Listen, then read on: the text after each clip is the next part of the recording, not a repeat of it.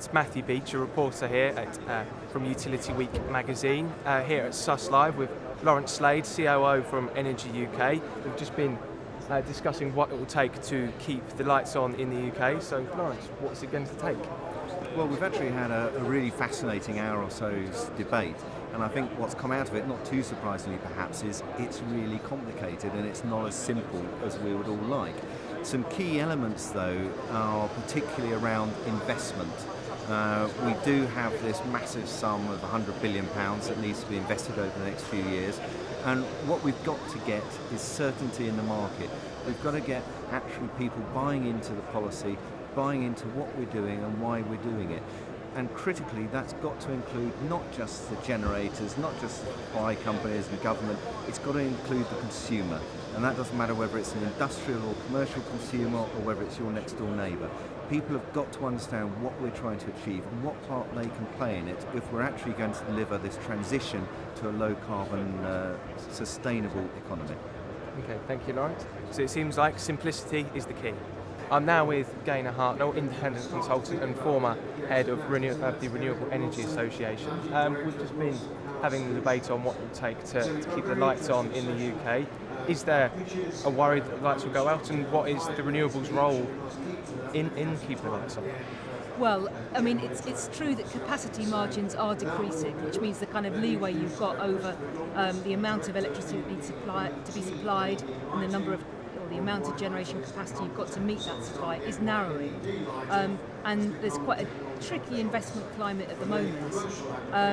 I'd say on the subject of renewables, though, renewables capacity is growing. The investment climate there is still difficult because there are lots of different competing support mechanisms, and there's a transition happening from the renewables obligation into contracts for difference under EMR, and that has implications for renewables going forward. Because although we're looking to meet a target, or the government's looking to meet a target of 15% renewable energy by 2020, that's not the end of the game. We need to go further than that. Because of the important role renewables can play in energy security and all sorts of other environmental and social objectives. I'm now with Tom Greatrix, Shadow Energy Minister. We've just had the debate on what it will take to keep the lights on in the UK. Is there a problem, and what's the political situation contributing to the lights staying on? Well, I think there are two aspects of this debate. There's a debate around the issues which need to be addressed soon with the mechanisms that are coming in, but there's also the issue around affordability and people understanding the way in which the market works, and there is a lack of confidence in the market currently because there's a lack of transparency. It needs to be clear, fair and transparent for people to understand it, and therefore for the case to be made for the investment which people in this sector know needs to happen for the future. So is it a case of knowing why we need the money, what's happening and why?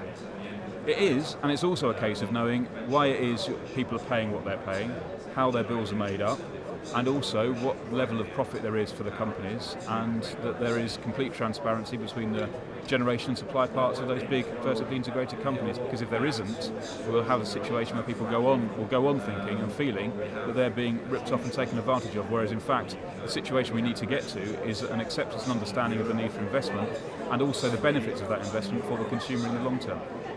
Thank you, Tom. So it seems like transparency is going to be the way forward.